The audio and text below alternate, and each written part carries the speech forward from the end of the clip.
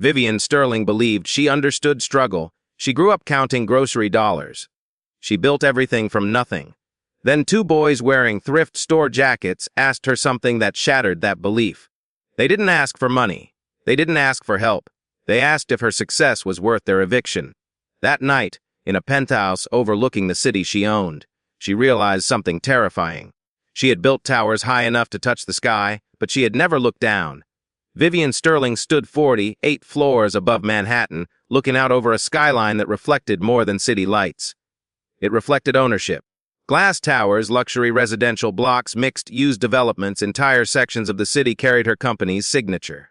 At 48, she had built Sterling Holdings into one of the most influential real estate and tech investment firms in the country. Financial networks described her as disciplined, visionary, and strategically relentless. She preferred to think of herself as self-made. She had not inherited wealth, she had constructed it. Raised in a modest Ohio suburb by a single mother who balanced two jobs, Vivian understood instability early. She remembered overdue notices tucked into kitchen drawers and the quiet stress of stretched budgets. That memory fueled her ascent.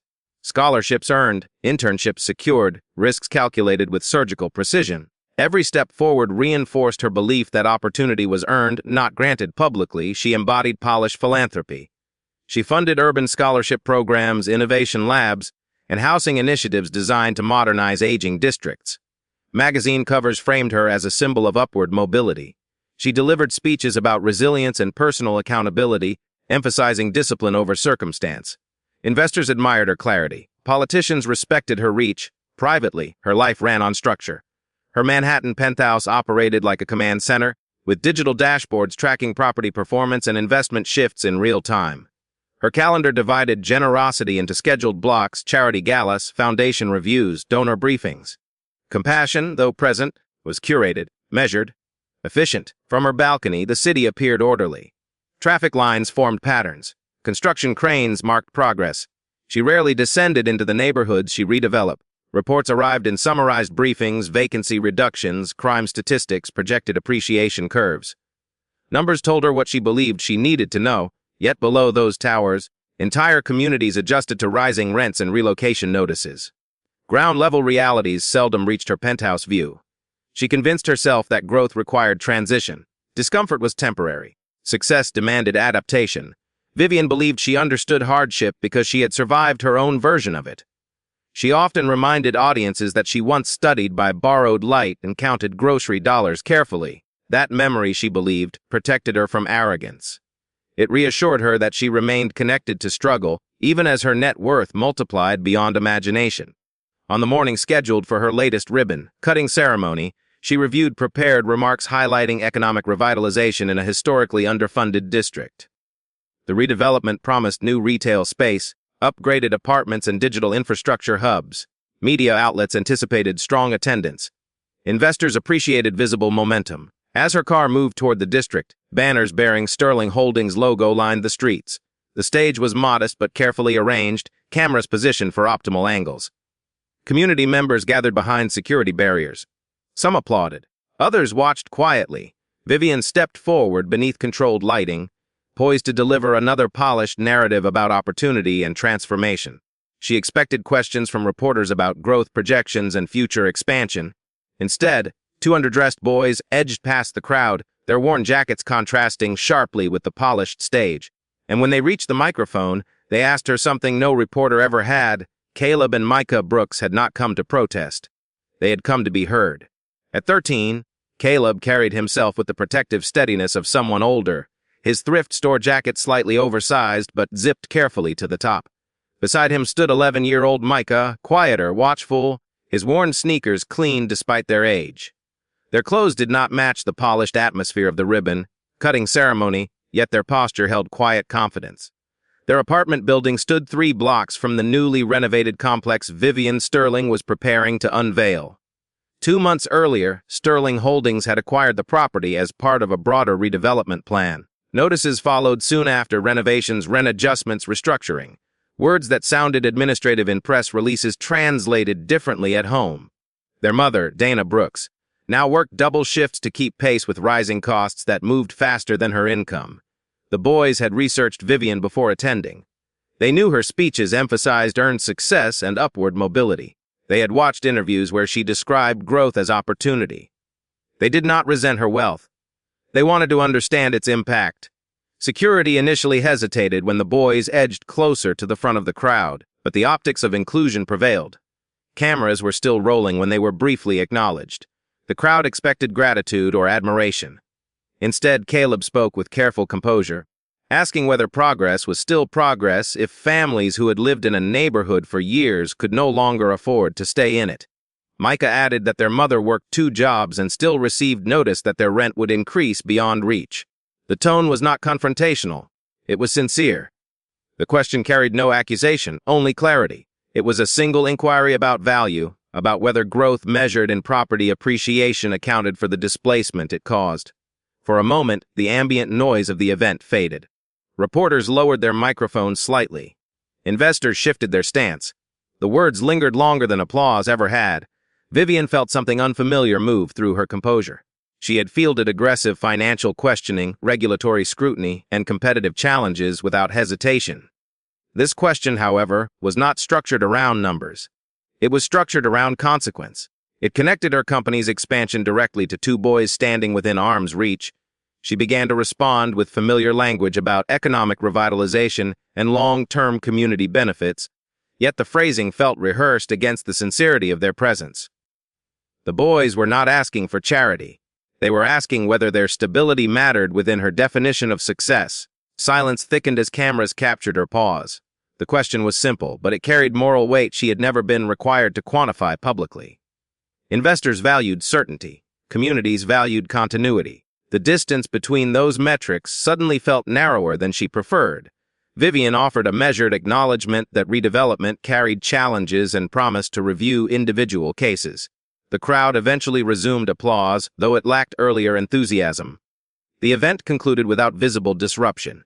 But that night, inside her penthouse overlooking the skyline she owned, the question replayed with sharper clarity. It echoed through quiet rooms louder than the applause that once affirmed her vision. The clip circulated faster than anyone anticipated. By evening, the brief exchange between 2 underdressed boys and a composed billionaire had accumulated millions of views. Comment sections filled with divided opinions, some praising the boys' courage, others defending economic growth as necessary progress. Yet beyond the debate, what lingered was not outrage. It was restraint. Caleb and Micah Brooks had not shouted, they had not accused. They had simply asked. Caleb, at 13, carried the quiet gravity of someone who understood responsibility too early. He walked half a step ahead of his younger brother in crowded spaces, instinctively scanning for obstacles. At home, he reviewed utility bills on the kitchen counter while their mother worked late shifts, calculating what could be delayed and what could not. He had learned to absorb tension so Mike would not have to. Micah, 2 years younger, observed more than he spoke. Teachers often described him as thoughtful, the kind of student who studied a problem longer than others before offering insight. He noticed patterns, how the grocery total increased each month, how eviction notices were printed in impersonal language, how redevelopment banners appeared shortly after Sterling Holdings acquired surrounding buildings. He asked questions not to challenge authority, but to understand it.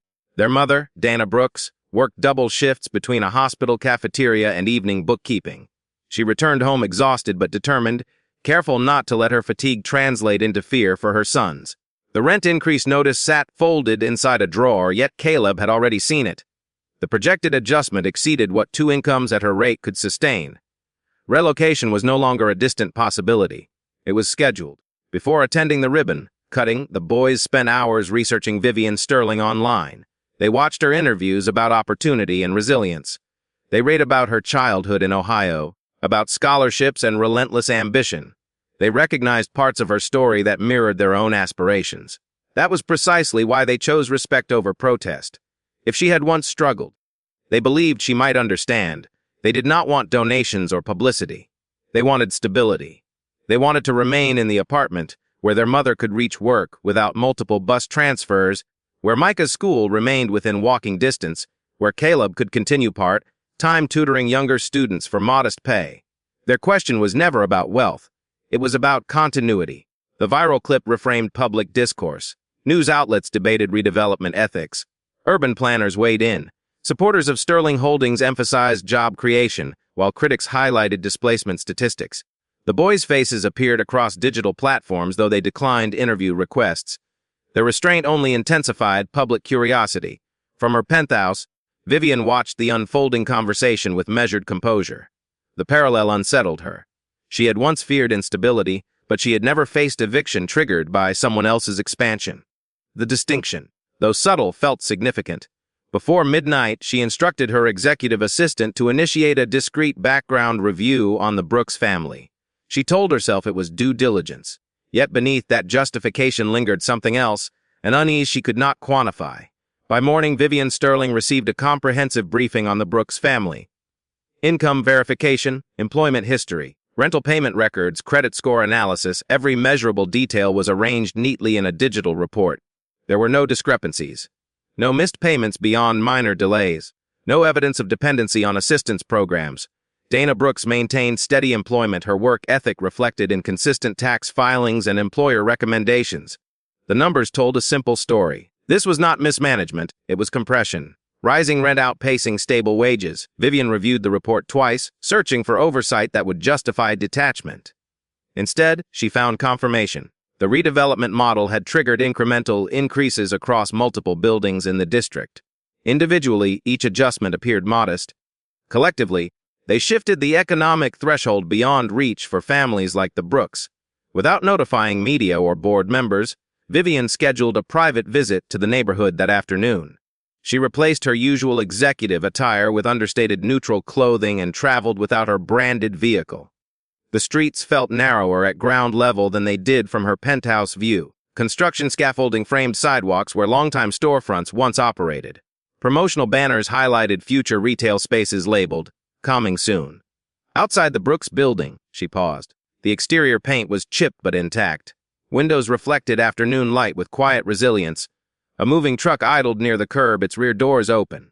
Two men carried furniture down a narrow stairwell while a woman stood beside stacked boxes, speaking into her phone with strained composure. The scene required no confirmation. Eviction notices had matured into action. Vivian felt the contrast immediately. In corporate briefings, displacement was phrased as transition. On the sidewalk, it looked like compression, families folding lives into cardboard. She watched children from neighboring buildings observe the activity in silence. Stability was not a spreadsheet metric. It was proximity to school, to work, to familiarity. Later that evening, she convened a closed-door meeting with senior executives. The redevelopment district had increased shareholder returns by 12% over 2 quarters. Investors cited the project as a model of efficiency. The board emphasized fiduciary responsibility, reminding her that housing appreciation signaled success. Adjustments to rent schedules, they argued, were part of urban modernization. Yet Vivian could not dismiss the moving truck. She requested deeper analysis of tenant impact and discovered a contractual clause buried within subsidiary agreements. A temporary rent stabilization option existed for hardship cases, permitting a 90-day freeze pending review. Activating it would reduce projected quarterly returns and signal potential precedent for broader relief. The board cautioned restraint. Markets responded unpredictably to perceived softness in leadership. Precedent, they warned, could invite similar appeals across multiple districts. Vivian weighed margins against memory. She once feared losing stability, but she had never watched strangers load her life into a truck because someone else optimized a portfolio. The difference unsettled her. As night settled over Manhattan, an update reached her office. The Brooks family's eviction timeline had advanced. They had 72 hours before forced relocation. The boardroom at Sterling Holdings had always been a place of clarity. Numbers projected across seamless screens, forecasts mapped in precise gradients, risk quantified before it matured into crisis. Investors respected Vivian Sterling because she did not waver. She adjusted markets. She did not adjust to pressure. That expectation now pressed inward from every side of the polished table. Senior stakeholders resisted altering the redevelopment plan. They argued that intervening in individual tenant cases would create precedent, encouraging similar appeals across multiple districts. Financial optics mattered, they insisted. Shareholders valued consistency. A sudden rent freeze, even temporary, could signal instability in leadership and reduce projected returns for the quarter. Growth required firmness. Markets rewarded decisiveness, not hesitation. Vivian listened without interruption, though her silence no longer reflected certainty. She understood precedent better than anyone in the room. She had built her career on structured expansion and disciplined execution. Yet the image of a moving truck outside the Brooks building continued to surface uninvited, disrupting financial symmetry with human consequence. Media coverage intensified in parallel. Commentators praised her philanthropic record, highlighting the Sterling Foundation's investments in youth mentorship and after-school programs across underserved neighborhoods. Articles framed her as a model of modern capitalism's strategic, generous, forward thinking. The irony did not escape her. The same districts benefiting from foundation grants were experiencing accelerated rent increases through corporate acquisitions. One arm stabilized youth, the other destabilized households. The contradiction sharpened into something more than optics. It became moral tension. She had convinced herself that structured generosity balanced aggressive expansion. Now the separation felt artificial. Meanwhile, Caleb and Micah declined repeated interview requests. National outlets offered platforms. Advocacy groups extended invitations. The boys remained quiet, returning to school and assisting their mother as eviction timelines advanced. Their restraint unsettled Vivian more than public protest would have. If they had sought visibility, she could have framed it as activism. Instead, they sought privacy and stability. Executives interpreted her hesitation as vulnerability. A few quietly positioned themselves as potential successors should investor confidence erode. Rumors circulated that activist shareholders were monitoring her response to the situation closely. The risk was no longer theoretical. Intervention could trigger measurable financial consequences. Vivian faced a narrowing corridor of choice: preserve strategic consistency and allow displacement to proceed as structured, or intervene personally and absorb the market reaction. For decades, she believed leadership meant insulating emotion from execution. Now emotion demanded acknowledgement. Late that afternoon, without consulting the full board, Vivian issued an internal directive initiating an immediate review of all active displacement cases within current redevelopment zones. The order paused select enforcement actions pending reassessment of hardship metrics. The announcement rippled through executive channels faster than anticipated. By evening, investors began requesting clarification, and the board scheduled an emergency session to evaluate her decision. The market responded before the press release finished circulating. Sterling Holdings stock dipped within hours of Vivian's directive to review active displacement cases. Analysts labeled the move unpredictable. Financial commentators questioned whether emotional decision-making had entered executive strategy. What she considered corrective action, the market framed as uncertainty. Major shareholders requested private calls. Some expressed measured concern. Others were direct, warning that temporary rent stabilization measures could disrupt quarterly forecasts and weaken investor confidence. Leadership stability became the phrase repeated most often. For decades, Vivian had been synonymous with predictability. Now, predictability had been replaced with moral recalibration. Despite resistance, she authorized temporary housing protections for qualifying families within the redevelopment district. The policy established a 90-day rent freeze and hardship review funded through corporate reserves rather than foundation allocations. It was not a permanent overhaul, but it interrupted immediate displacement cycles. Late that afternoon, Vivian made a decision she rarely allowed herself. She visited Dana Brooks in person. No press. No public relations team. The apartment hallway felt narrower than boardroom corridors, and the fluorescent lighting carried none of the polish of corporate architecture. Dana opened the door cautiously, uncertainty visible in her posture. Vivian informed her that the eviction process had been paused pending review. The words were measured, formal, but unmistakably real. Caleb stood slightly forward, protective as always, while Micah watched carefully, studying not the announcement but the sincerity behind it. Gratitude surfaced in their expressions, yet it was tempered by caution. Stability granted temporarily still felt fragile. Outside the building, media speculation intensified. Commentators accused Vivian of performative compassion designed to salvage public image. Critics argued that selective intervention created unequal standards. Supporters praised her responsiveness. The narrative fragmented, shaped by ideology rather than proximity to consequence. Vivian realized that reputation, once her most reliable asset, could not guarantee belief. Sincerity could not be outsourced. Intent could not be measured through stock performance. The intervention had not resolved systemic imbalance. It had simply acknowledged it. Inside Sterling Holdings, tension deepened. Senior executives began holding side conversations about leadership continuity. Succession plans, previously theoretical, were reviewed quietly. A few board members expressed concern that prolonged instability could attract activist investors seeking structural overhaul. Vivian sensed the shift. Authority, once unquestioned, now felt conditional. She had altered course not out of weakness but conviction. Yet conviction carried cost. By the end of the week, anonymous financial blogs began publishing speculative pieces citing unnamed sources within Sterling Holdings. The articles suggested that the board was evaluating executive performance in light of recent volatility. One headline stood out among the rest. It implied that a vote to replace her might already be in motion. Vivian Sterling had spent decades mastering controlled narratives. Press conferences were typically calibrated performances, shaped by metrics and future projections.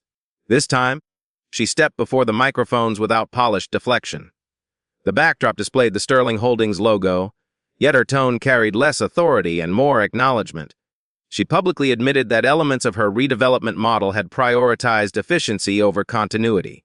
She explained that while economic revitalization generated measurable growth, it had also accelerated displacement in ways her oversight mechanisms failed to anticipate.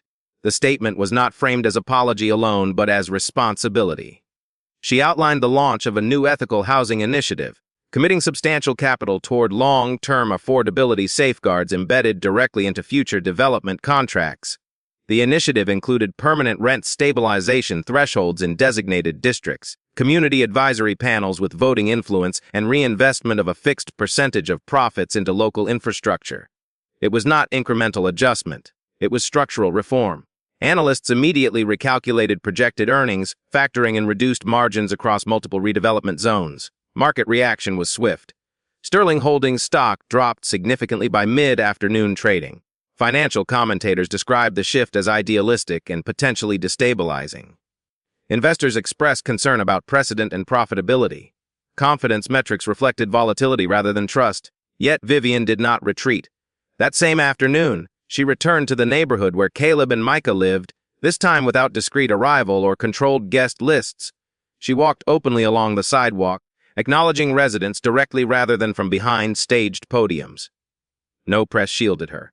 Cameras followed, but she did not attempt to choreograph the moment. Caleb and Micah stood a short distance away, observing quietly. Their presence was not triumphant. It was steady.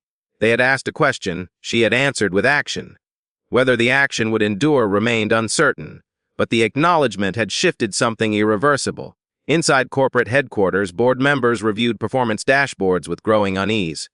Profit forecasts contracted. Shareholder communications intensified. The narrative of disciplined leadership now clashed with visible reform. Some directors argued that transparency risked long-term investor flight. Others questioned whether the company's identity could sustain a moral pivot without executive change. Vivian understood the consequences. Transparency often required surrendering control over immediate perception. For years, she believed image management protected influence. Now she chose clarity over control, even if it fractured the stability she once guarded fiercely. By evening, Sterling Holdings issued a formal notice to shareholders announcing a strategic recalibration period. The language was cautious, but its implication was unmistakable. Leadership direction had shifted. Within hours, the board circulated a confidential memorandum. An emergency vote on Vivian Sterling's position as chief executive officer had been scheduled. Vivian Sterling did not wait for the board to formalize its decision. On the morning scheduled for the emergency vote, she submitted her resignation voluntarily, framing it as a transition necessary for the company's recalibration. The announcement moved markets again, though with less shock than before. Investors interpreted the shift as stabilization through separation. Sterling Holdings would continue, adjusted but intact. Financial losses from the housing reforms were significant, yet survivable. The empire she built no longer bore her direct command, but it did not collapse. Public opinion remained divided. Some regarded her departure as overdue accountability, others as unnecessary sacrifice. Editorials debated whether ethical pivots belonged in corporate leadership or independent philanthropy. Vivian did not respond publicly. She had learned that narrative control no longer defined strength. The Sterling Foundation underwent structural reform within weeks. Instead of temporary grants layered over aggressive redevelopment, it redirected its capital toward permanent housing equity partnerships. Legal frameworks embedded affordability requirements into long-term property agreements. Community representatives held voting authority in redevelopment planning. The foundation's visibility decreased while its local presence deepened. Caleb and Micah remained in their apartment. The rent stabilization policy extended beyond 90 days, integrated into the broader initiative Vivian had launched before stepping down. Dana Brooks continued working double shifts, though without the immediate threat of displacement compressing each decision. Stability returned quietly, without headlines. Months later, Vivian walked through the same neighborhood without announcement. Construction noise had softened into ordinary rhythm. Children played on sidewalks that once felt uncertain. The Brooks building showed fresh repairs funded through revised corporate allocation. She paused across the street, observing without intrusion. Caleb passed by carrying textbooks, nodding in brief recognition before continuing on his way. The exchange required no ceremony. Standing there, Vivian understood that the question posed months earlier had never centered on rent alone. It had centered on dignity, the right to remain rooted, to plan a future without abrupt erasure. Growth, she realized, meant little if it extracted stability from those who lacked insulation against change. Her transformation did not erase ambition, it refined it. Wealth without accountability proved fragile, dependent on perception and insulated metrics. Accountability, though costly, established something sturdier. She had relinquished corporate dominance but gained clarity about consequence. In quieter moments, she reflected not on lost valuation but on altered definition. Leadership once meant ownership. Now it meant listening before expansion, measuring impact beyond returns. Years later, she learned through a mutual contact that Caleb Brooks was drafting a college application essay about the afternoon he asked a billionaire a single question. The essay examined courage, policy, and the power of being heard. Vivian read an excerpt privately, noting the absence of bitterness in his tone.